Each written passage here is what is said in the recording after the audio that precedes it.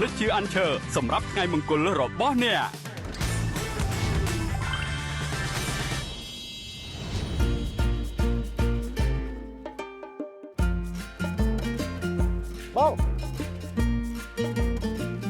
បងបែងជួយខ្ញុំទៅនោះមួយមើលនេះស្គាល់បងដែរ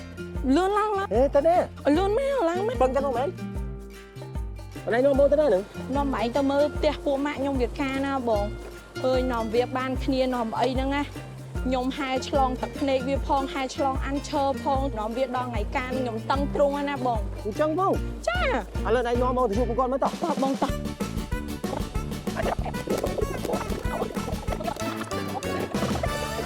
អមអីកុំឲ្យខាត់ពេលយូរអញ្ចឹងចាំបងទៅនិយាយមួយគាត់ផ្ទាល់តោះ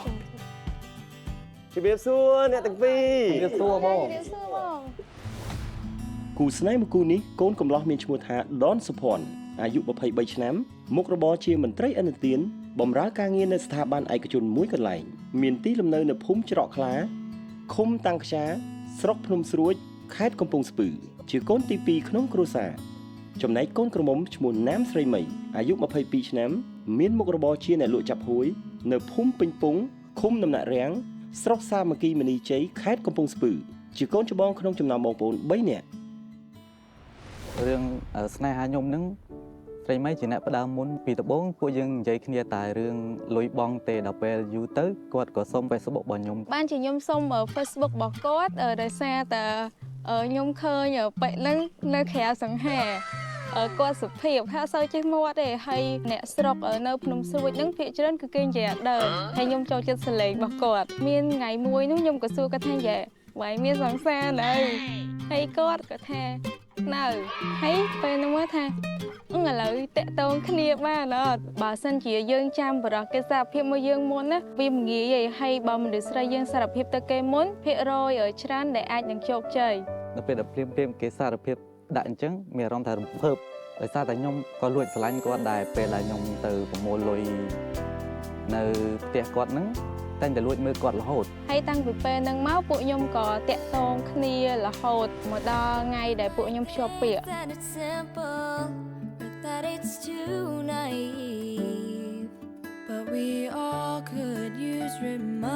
ខ្ញុំឈ្មោះដាខ្ញុំត្រូវជាខ្លាបោះមីដឹងពីស្នេហាតាក់ទងដំបងគាត់ឆាតមកប្រាប់ខ្ញុំថាម្នាក់ហ្នឹងល្អចេះបារម្ភចេះខែយើងមើលថែយើងអីចឹងទៅពេលនៅចិត្តម្នាក់ហ្នឹងគាត់មានក្តីសុខណាដូចនៅចិត្តគ្រួសារកក់ក្ដៅអីចឹងទៅអាចមនុស្សប្រុសហ្នឹងមើលថែគាត់តទៅមុខបានទៀតមុនស្នេហ៍គ្រូ CEO សង្ហាធ្វើឲ្យកញ្ញាកូនអតិថិជនលងស្នេហ៍តាំងពីឃើញមុខដំបូងហើយឈានដល់ការឆ្លើយឆ្លងឆាតមិនលុះថ្ងៃពេលកូនស្រីមានអាការៈស្នេហាច្បាស់បែបនេះចុះខាងគ្រួសារមានដឹងខ្លះអត់គ្រួសាររបស់ខ្ញុំគាត់បានដឹងបងប៉ុន្តែគាត់ដឹងតែម៉ាក់របស់ខ្ញុំទេហើយប៉ារបស់ខ្ញុំគាត់ធ្វើការនៅឆ្ងាយពេលហ្នឹងគាត់ធ្វើនៅកោះកុងហើយខ្ញុំក៏បានប្រាប់ម៉ាក់របស់ខ្ញុំថាយេម៉ែអបិ CEO មកប្រមូលលុយមកអីរាល់ថ្ងៃហ្នឹងឥឡូវខ្លាចជាសង្សារខ្ញុំហ៎ពេលដែលដឹងថាកូនតាក់ទងគ្នាខ្ញុំអត់ជំទាស់ទេខ្ញុំសប្បាយចិត្តរីករាយព្រោះតែកូនប្រុសកូនស្រីស្រឡាញ់គ្នាទាំងសងខាងកូនប្រុសមានចំណុចល្អសពគ្រប់បែបយ៉ាងទាំងអស់ព្រោះអ្វីប្រៀបទៅមិនបានទេសឹងការងារ100ចំពោះគឺកូនអាចរ៉ាប់រងបានទាំងអស់កូនស្លូតត្រង់អាយ៉ាចាស់ទុំខាងស្រីដឹងរឿងតាមខ្លួនស្រីចុះគ្រួសារខាងប្រុសវិញពេលពុកម្ដាយខ្ញុំគាត់ដឹងរឿងរបស់ខ្ញុំដំបូងហ្នឹងដោយសារតែខ្ញុំបានណាត់ស្រីម៉ៃហ្នឹងទៅលេងការីរោមហើយក៏បានថតរូបព្រីនដាក់ជាស៊ុំដាក់នៅក្នុងទូខោអាវហើយបន្ទាប់មកឪពុកខ្ញុំហ្នឹងគាត់ក៏បានឆែកទូខោអាវរបស់ខ្ញុំហើយក៏ឃើញរូបថតហ្នឹងហើយសួរខ្ញុំថារូបថតហ្នឹងណាគេថតមួយគ្នាណាគេហើយក៏ខ្ញុំប្រាប់គាត់ថាគាត់ហ្នឹងជាសង្សារខ្ញុំតាក់ទងគ្នាបាន1ឆ្នាំហើយក៏ឪពុកខ្ញុំហ្នឹងក៏សួរខ្ញុំថាគាត់ហ្នឹងនៅណាហើយកូនណាគេខ្ញុំក៏ប្រាប់គាត់ថាសង្សារខ្ញុំហ្នឹងនៅជិតភ្នំឧដុង្គក៏ខ្ញុំឲ្យលេខទូរស័ព្ទទៅឪពុករបស់ខ្ញុំហ្នឹងគាត់ក៏បានតាក់ទងទៅស្រីមីទៅហើយក៏សុំតលេងផ្ទះស្រីមីមួយថ្ងៃខ្ញុំចង់ស្គាល់កូនក្រមុំឬចង់ស្គាល់ទាំងឪពុកម្ដាយកូនក្រមុំហើយតចរិតរបស់គាត់អាកប្បកិរិយាមារយាទរបស់គាត់ទៅល្អឬអត់នឹងហើយជីវភាពគាត់យ៉ាងណានេះខ្ញុំចង់ស្គាល់ពេលដែលមកដល់ឃើញគាត់អាកប្បកិរិយាមារយាទរបស់គាត់គឺសមរម្យល្អសមសួនហើយខ្ញុំពេញចិត្ត នៅពេលដែលគ្រួសារខាងប្រុសគេតាក់ទងមកថាគេចង់មកចូលចែកជើខ្ញុំអញ្ចឹងខ្ញុំមានអារម្មណ៍ថារំភើបបន្ទាប់ពីម៉ាក់ខ្ញុំគាត់ទៅដេញវេលារួចក៏អាចារ្យដេញវេលាបានថ្ងៃទី5 ខែ 5 ឆ្នាំ 2025 ត្រូវនឹងថ្ងៃដែលពួកខ្ញុំធ្វើភ្ជាប់ពាក្យ ទំនាក់ទំនងនេះផ្ដើមតាំងពីឆាតមកជាយល់ចិត្តស្និទ្ធស្នាលច្បាស់លាស់ដល់ថ្នាក់ភ្ជាប់ពាក្យទទួលបានការដឹងឮពីចាស់ទុំទម្រាំមកដល់ចំណុចនេះតើអ្នកទាំងពីរធ្លាប់មានចំនួនធំដុំនឹងគ្នាដែរឬទេ មានថ្ងៃមួយពួកខ្ញុំក៏បានណាត់គ្នាទៅវត្តអាពេលភ្ជុំបន្ទាប់មកចេញពីវត្តនឹងរៀងល្ងាចដែរហើយមេឃភ្លៀងខ្លាំងទៀតខ្ញុំក៏រៀបចំកន្លែងឲ្យគាត់គេងនៅផ្ទះខ្ញុំប៉ុន្តែពួកខ្ញុំគេងផ្សេងគ្នាពេលព្រឹកឡើងហ្នឹងក៏រៀបចំទៅផ្ទះហើយខ្ញុំក៏ហៅគាត់ថាបងម៉ែមកញ៉ាំបាយសិនទៅចាំជិះម៉ូតូទៅគីឡូវិលមុខវិលអីតាមផ្លូវពេលហ្នឹងខ្ញុំក៏ទៅហៅគាត់ហើយក៏ឃើញសារមួយលោតនៅក្នុងទូរស័ព្ទគាត់ចេះគាត់សេលឈ្មោះថា My Love ហើយខ្ញុំឆ្ងល់ទៅគេអូន My Love ហ្នឹងខែឈ្មោះឯងទៅឯងមានបានឆាតទៅមកពីណាមិនបានលោតសារហ្នឹងមកចឹងដល់ពេលហើយសួរដេញដោទៅបានដឹងថាតែប៉ុន្តែគាត់នៅតាក់ទងមួយសង្សារចាស់គាត់ឥឡូវពេលដែលខ្ញុំឃើញខ្ញុំអត់និយាយអីទាំងអស់គ្រាន់តែឃើញហើយគឺខ្ញុំខំទប់ទឹកភ្នែកគេប្រៀបថាអត់ហ៊ានយំមុខគេខ្លាចគេថាយើងទុនជ្រាយអញ្ចឹងទៅក៏ដើរឡើងមកលើផ្ទះសង្ងំក្នុងបន្ទប់អង្គុយយំហើយពេលហ្នឹងខាងប្រុសក៏គេអត់និយាយអីច្រើនដែរគេជិះម៉ូតូទៅផ្ទះគេទៅបាយក៏គេអត់បានញ៉ាំដែរពេលដែលគាត់ចាប់បានឆាតខ្ញុំខ្មាស់គាត់មែនតើដោយសារតែខ្ញុំនៅតាក់ទងអាចាស់ទាំងដែលនៅកំពុងតាក់ទងគាត់ពេលដែលគាត់ឆ្លោះគ្នាគាត់មកភាសាគាត់ថាគាត់ពិបាកចិត្តណាត្រូវមានដំណោះស្រាយមិនត្រូវធ្វើមិនអីខ្ញុំក៏ដល់យោបល់ល្អខ្ញុំក៏ហៅគាត់មកញ៉ាំអីនៅផ្ទះខ្ញុំមកបុកល្ហុងមកអីចឹងណារួចមកក៏យើងដាក់មកកំប៉ុងពីកំប៉ុងនិយាយរឿងក្នុងចិត្តទៅគាត់យំគាត់ប្រាប់យើងថាគេធ្វើបាបយើងទៀតហើយអត់ដឹងត្រូវធ្វើមិនទៀតទេហើយខ្ញុំក៏ប្រាប់ថាស៊ូឡើងតិចទៅយើងសម្រួលគ្នាយើងនិយាយគ្នាពេលខាងនោះគេខ្លាំងយើងខ្លាំងទៀតវាអត់កើតទេចឹងខ្ញុំក៏ឲ្យគាត់ថយមួយជំហានសិនហើយខ្ញុំប្រាប់គាត់ថាស៊ូឡើងកុំចោះចាញ់នឹងរឿងប៉ុណ្ណឹងអ្នកណាក៏ធ្លាប់មានកំហុសតែសំខាន់គឺចេះកែប្រែចិត្តមិនទាន់អស់ស្នេហ៍ក៏មិនអាចបែកពីគ្នាតើអ្នកទាំងពីរដោះស្រាយបញ្ហានេះដោយរបៀបណាពេលនេះខ្ញុំឆាតទៅស្រីមីទៅលួងគាត់ហ្នឹងហើយខ្ញុំក៏បានថាអ្នកចាស់ហ្នឹងខ្ញុំប្លុកចោលបាត់ហើយខ្ញុំលេងតាក់តងហើយខ្ញុំសុំទោសហើយខ្ញុំសុំអធិស្ឋានផងខ្ញុំឈប់ធ្វើអញ្ចឹងទៀតហើយខ្ញុំក៏បានឆាតទៅគាត់រហូតឆាតទៅរាល់ថ្ងៃថាសុំទោសបងឈប់ធ្វើអញ្ចឹងទៀតហើយបន្ទាប់មកពីថ្ងៃក្រោយគាត់ក៏បានតបឆាតខ្ញុំមកនិយាយមួយខ្ញុំធម្មតាបានជាខ្ញុំព្រមទុកឲ្យកាយគាត់ដោយសារតែខ្ញុំគិតថាមនុស្សយើងអត់មានតែគេល្អគ្រប់ដល់ពេលមិនថាគាត់ឬមួយក៏ខ្ញុំទេណាគេក៏គេចេះខុសដែរហើយណាមួយវិញទៀតគ្រួសាររបស់យើងដឹងឮទាំងសងខាងបើសិនជាកូនឆ្លោះគ្នាទៅចាស់ក៏គាត់មើលមុខគ្នាអត់ចំដែរអញ្ចឹងមកយើងគិតថាខុសតែម្ដងយើងកាត់ផ្ដាច់គ្នាចេញអញ្ចឹងបានន័យថាខ្លាំងប៉ះខ្លាំងវាខ្លោចអី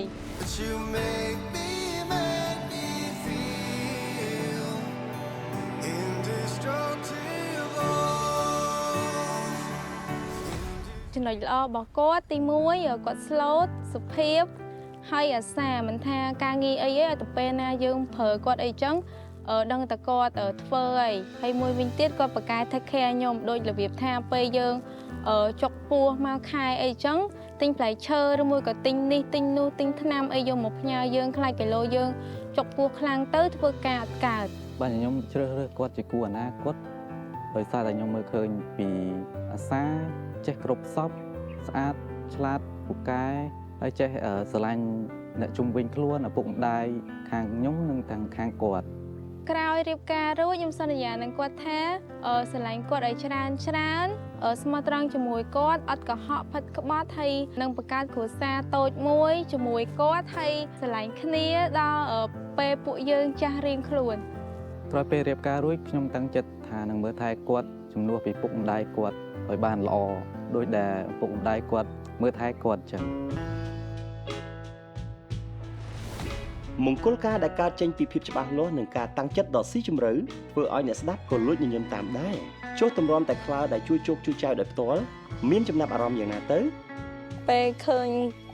គាត់បានជោគជ័យឃើញគាត់បានដល់ថ្ងៃហ្នឹងមានអារម្មណ៍ថាសប្បាយចិត្តគាត់អាចស៊ូបានគាត់អត់ចោះចាញ់នឹងរឿងប៉ុណ្ណឹង បំណងប្រាថ្នារបស់ពួកខ្ញុំនៅក្នុងថ្ងៃមង្គលខ្ញុំមានសំណូមពរឲ្យខាងអានឈើជួយផ្ដល់ជាថវិកាដើម្បីឲ្យពួកខ្ញុំក្រោយរៀបការរួចបរិយាមុខរបរបន្ថែមព្រោះរាល់ថ្ងៃខ្ញុំមានលក់ដូរតិចតួចដែរនៅមុខផ្ទះបើសិនជាខាងអានឈើក៏ជួយផ្ដល់ថវិកាឲ្យខ្ញុំអាចនឹងមានដើមទុនបរិយាមុខរបរឲ្យកាន់តែធំជាងនឹងទៀតយ៉ាងមិនដែរទស្សនិកជនទាំងអស់គ្នាប្រវត្តិស្នេហ៍របស់ CEO ជាមួយនឹងអតិថិជនរបស់យើងបងប្អូនដែលបានមើលមានឆ្លងជាតិស្វីតខ្លះអត់ដំបូងឡើយគ្រាន់តែកម្ចីទឹកប្រាក់ទេតែឥឡូវនេះគឺភ្ជាប់ជាមួយនឹងបេះដូងទៀតខ្ញុំនឹងយកប្រវត្តិស្នេហ៍របស់អ្នកទាំងពីរស្នើទៅកាន់ក្រុមការងាររបស់ស្រាប៊ីអានឈើរងចាំដំណឹងល្អនៅពេលឆាប់នេះកុំភ្លេចជាអានឈើសម្រាប់ថ្ងៃមង្គលរបស់អ្នក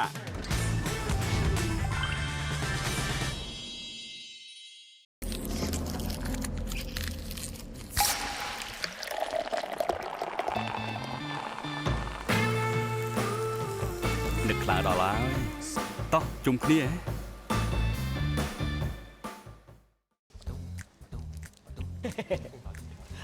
អាហ្នឹងវាទាំងឯងនេះចឹងមើលស្គាល់វាចេះហែកនោះអញហែកចឹងមិនខ្លួនឯងហាន់ឲ្យទុយឲ្យវាទៅអានេះនឹងទៅដាក់លេបពួកឯងស៊ីស្តេកតាទុកសោចេះអាហ្នឹងពេកអាហ្នឹងស្អុយឃ្លានណាឡើងលើតិចមកឲ្យទៅមិនអាសុខអត់វាស៊ីអូយនេះឲ្យទុយមកដែរអូយហើយច្បាស់ហើយហ្នឹងដូចចិត្តអត់ទៅហូបពេលទេណា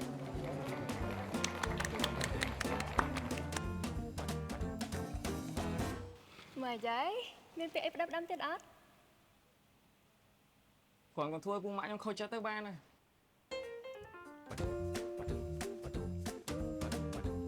អើយអាមិនទៀតដែរអានេះអីមកហឹកខ្លាយើងខ្លាញ់ចឹងសំដីអាក្រក់បន្តិចតែខ្វល់ពីយើងជាងគេអញ្ចឹងពីឯងនិយាយគេមិនហ្នឹងមានបកាដែរ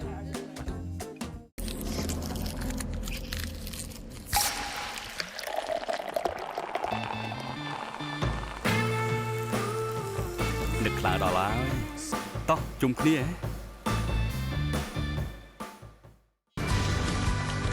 កុំភ្លេចជាអានឈើសម្រាប់ថ្ងៃមង្គលរបស់អ្នក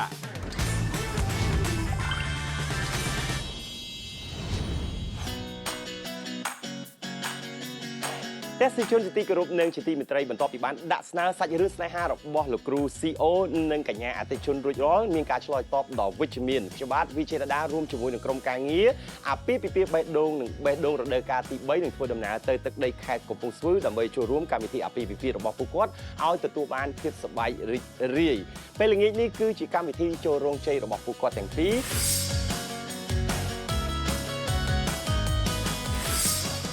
មកដល់ហើយឥឡូវនេះគឺខ្ញុំបានមកដល់រោងជ័យរបស់កូនកំលោះនិងកូនក្រមុំដោយតែបានជម្រាបជូនទៅកាន់ពុកម៉ែបងប្អូនទាំងអស់គ្នាពេលវេលានេះខ្ញុំនឹងនាំយកនៅស្រាបៀរអានឈើចំនួន40កេសនិង ABC ចំនួន10កេសដើម្បីយកមកជាចំណងដៃទៅកាន់កូនកំលោះនិងកូនក្រមុំដើម្បីទទួលភ្ញៀវនៅពេលល្ងាចនេះផ្ទាល់តែម្ដងសម្រាប់ពួកគាត់បងមិនមកដល់រោងការខ្ញុំយូរបងមកដល់យូរនេះគឺជាចំណងដៃពីកម្មវិធីអាពាហ៍ពិពាហ៍បេះដូងនិងបេះដូងជូនអ្នកទាំងពីរអានឈើ40កេស ABC 10កេសសប្បាយចិត្តអត់អូយបងខ្ញុំរំភើបខ្លាំងហ៎បងរំភើបខ្លាំងពីមុនមកដែរធ្លាប់ទទួលបានកាដូបែបនេះទេអត់ដែរមានទេបងតែលើកទី1ព្រោះដោយសារតែពួកខ្ញុំតែចូលរោងជ័យថ្ងៃហ្នឹងហ៎បងភើបបងរំភើបបងមិនទៅរំភើបខ្ញុំវិញរំភើបខ្ញុំដែររំភើបខ្ញុំដែរដូរពីបងអញ្ចឹង All this time you have been on my mind and all the reasons why we're still in love. Days go by.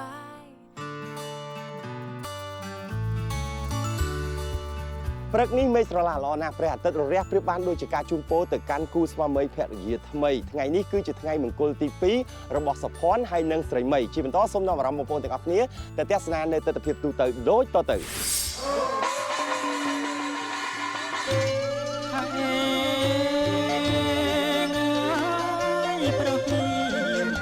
ថ្ងៃរះលោកអាយអើយអណាណាថ្ងៃរះរស្រីក្មេងចាស់ជួបជុំអកងកងអណាណាអកងកង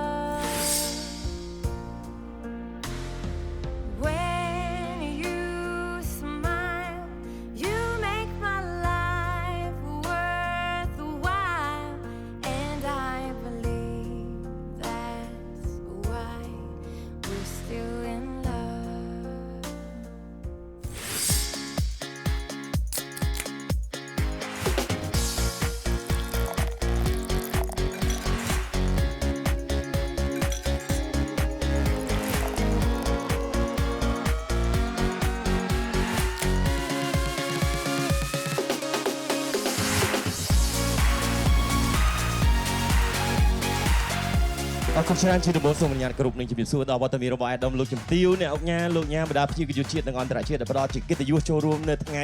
មង្គលជ័យរបស់គូស្វាមីភរិយាថ្មីសុភ័ណ្ឌហើយនិងស៊ីវមីពិធីបោះផ្កានឹងចាប់ផ្ដើមនៅពេលបន្តិចទៀតអ្នកដែលចាប់បានផ្កាទទួលបានស្រាបៀរអានឈើចំនួន5កេសត្រៀម1 2 3 All we gotta do is give the world a little bit of love, love, love. Are we done with trying to break the world apart? អរគុណច្រើនពិធីបោះបាច់ផ្កាបានឈានចូលមកដល់ហើយត្រៀម1 2 3តៃប្រយជូនពរឲ្យស្រឡាញ់គ្នាដល់ចាស់ក្រៅខ្នងអ្នកណាខ្លះដែលឈរចាប់បាច់ផ្កាមិញចាប់អត់បានសូមលើកដៃសូមអញ្ជើញក្រុមការងារស្រាបៀរអានឈើរដូវកាលទី3 surprise ជូនអ្នកដែលមានវត្តមាននៅខាងមុខដើម្បីទទួលបានសន្លឹកឆ្នោតម្នាក់មួយសន្លឹកត្រៀមទទួលសំណាងពីស្រាបៀរអានឈើ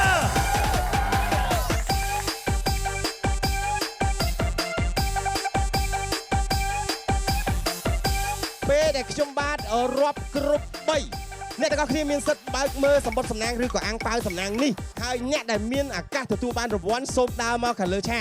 ត្រៀម1 2 3បើកមើល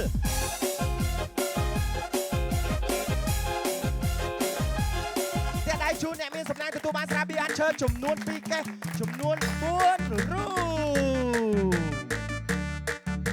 សូមជួយពរកូនកំមុំកូនកន្លោះរកទទួលជៀនមានបានអរគុណច្រើនអរគុណចឹងអ្នកទាំង4រូបអាចចុះទៅខាងក្រោមដើម្បីបើករង្វាន់ពីស្រាបៀរអានឈើទុកតែទួនាទីជូនកូនកំលោះនិងកូនក្រមុំមកហើយសូមអញ្ជើញក្រុមការងាររបស់ស្រាបៀរអានឈើយកឧបករណ៍លេងហ្គេមដើម្បីសប្រាយពួកគាត់ទាំងពីរនាក់លក្ខន្តិកៈនៃការលេងហ្គេមនៅវគ្គនេះតម្រូវឲ្យកូនកំលោះនិងកូនក្រមុំធ្វើការពាក់របាំងភ្នែកត្រៀម30វិនាទីសម្រាប់លក្ខខណ្ឌហ្គេមដំបូងធ្វើការដួសលុយនិងប្រើវេឆាជាមួយនឹងថាសម្នាក់មានវេឆាមួយថាមួយប្រើពេលវេលា30វិនាទីរួមគ្នា1 2 3 let's go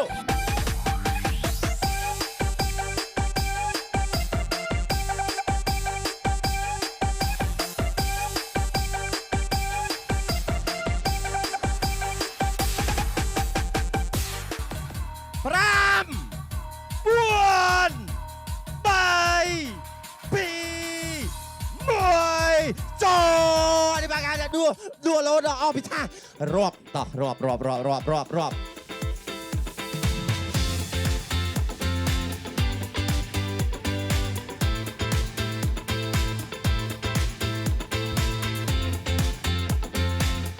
លានកន្លះហើយអានោះមិញប្រហែលទៀតអានេះប្រហែលអាកតុយនេះលុយនេះគឺចំនួន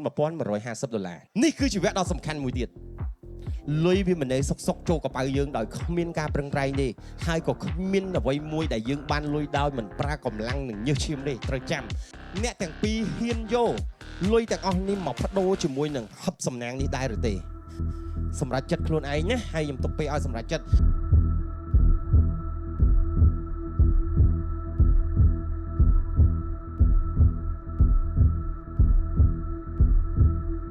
ហ៊ានឬក៏មិនហ៊ាន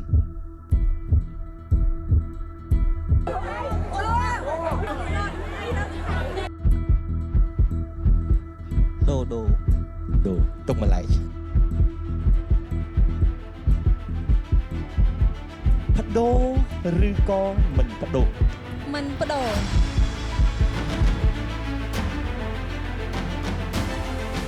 ខ្ញុំទុកពេលតែ3ទេខ្ញុំរាប់បើអ្នកទាំងអស់គ្នាមិនបដូរខ្ញុំនឹងបើកប្រអប់នេះអ្នកទាំងអស់គ្នាស្ដាយក្រោយឬមិនស្ដាយក្រោយគឺនៅពេលវេលាមួយនេះហើយដូរទាំងពីរនាក់មិនដូរទាំងពីរនាក់ដូរមួយស្មើនឹងមិនដូ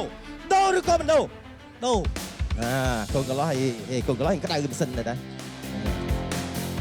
ដូរឬក៏មិនដូរសូមសម្លេងជូនគូស្វាមីភរិយាថ្មីសូនទី9កម្មវិធីអាពាហ៍ពិពាហ៍បេះដូងរដូវកាលទី3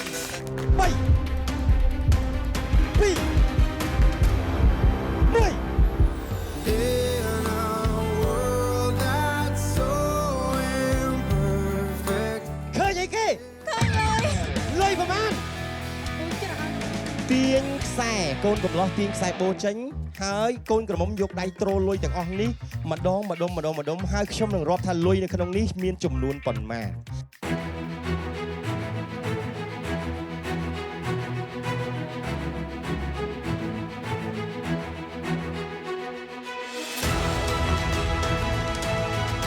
9ដុំ16ដុំវាស្មើនឹង8លានរៀលអបអរសាទរគូស្វាមីភរិយាថ្មីសុភ័ណ្ឌនិងសៀវមីនៅទឹកដីខេត្តកំពង់ស្ពឺទទួលបានការសម្រេចពីក្រុមការងារពីបេះដូងនិងបេះដូងរដូវកាលទី3ចំនួន8លានរៀលសរុបជាមួយនឹងការចងដៃសប្រាប់ថ្ងៃមិញស្រាបៀរអាន់ឈើចំនួន40កេសនិង ABC ចំនួន10កេសសរុបទៅស្រាបៀរចំនួន50កេសនិងទឹកប្រាក់ចំនួន8លានរៀលវ៉ាវសុភ័ណ្ឌមកដល់ពេលវេលានេះតើបងអូនទទួលបានអារម្មណ៍យ៉ាងណាពើដល់ពេលវេលានេះខ្ញុំមានអារម្មណ៍ថារំភើបខ្លាំងបងហើយក៏អរគុណដល់បងខាងម្ចាស់ក្រុមហ៊ុនស្រាបៀរអាន់ឈើនិងបងដែលបានបង្កើតកម្មវិធីហាត់ទូហាត់នេះឡើងមកដើម្បីឲ្យអ្នកដែលគាត់មានគូសកលក្រួយត្រៀមនឹងចូលថ្ងៃរោងជ័យអាចនឹងមានឱកាសដូចពួកខ្ញុំបងហើយក៏សូមជូនពរឲ្យបងខាងក្រុមហ៊ុនស្រាបៀរអាន់ឈើទទួលបានអតិថិជនកាន់តែច្រើនមានអ្នកគាំទ្រកាន់តែច្រើនឡើងបងអរគុណច្រើនសម្រាប់សម្លេងជូនអ្នកទាំងពីរខ្លាំងមួយមកពុកម៉ែបងប្អូនទាំងអស់គ្នាដែលមានវត្តមានទីនេះក៏ដូចជាទស្សនិកជនដែលកំពុងតាមដានទស្សនាពេលវេលានៃកម្មវិធីអាពាហ៍ពិពាហ៍បេះដូងនិងបេះដូងរដូវកាលទី3សូទី9បានឈានចូលមកដល់ទីបញ្ចប់សម្រាប់ពុកម៉ែបងប្អូនទាំងអស់គ្នាដែលចង់ចូលរួមជាមួយនឹងកម្មវិធីរបស់យើងអាច booking ឬក៏ទេតាមកត្តប័ណ្ណរបស់ស្រាបៀរអាន់ឈើនៅខណៈនេះយើងខ្ញុំទាំងអស់គ្នាក្រុមការងាររបស់ស្រាបៀរអាន់ឈើកូនកំលោះនិងកូនក្រមុំក្រុមតន្ត្រីនិងភ្ញៀវកិត្តិយសទាំងអស់គ្នាសូមអនុញ្ញាតអរគុណសូមគោរពលា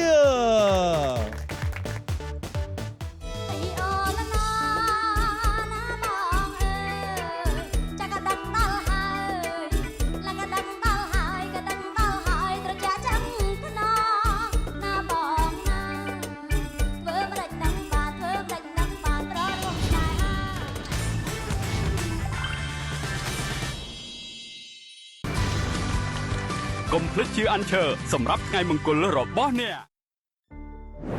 អស់រយៈពេល9សប្តាហ៍កន្លងមកនេះរឿងរ៉ាវស្នេហាដ៏ស្រស់ស្អាតជាច្រើនគូត្រូវបានបង្ហាញស្នេហារួមជាមួយនឹងការដឹងគុណ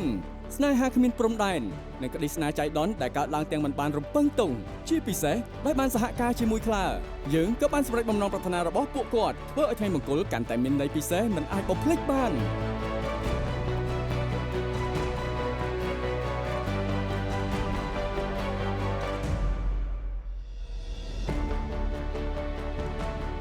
ភ្លេចខ្លួនក៏ដល់គូទី10ទៅហើយចូលរួមធ្វើជាសាក្សីស្នេហ៍របស់គូស្នេហ៍ទី10កម្មវិធីអាពាហ៍ពិពាហ៍បេះដូងនិងបេះដូងរដូវកាលទី3នេះនៅវេលាម៉ោង 9 យប់នៅថ្ងៃប្រហ័សទី13ខែវិច្ឆិកាលើកកញ្ចក់ទូរទស្សន៍ PNN ទាំងអស់គ្នា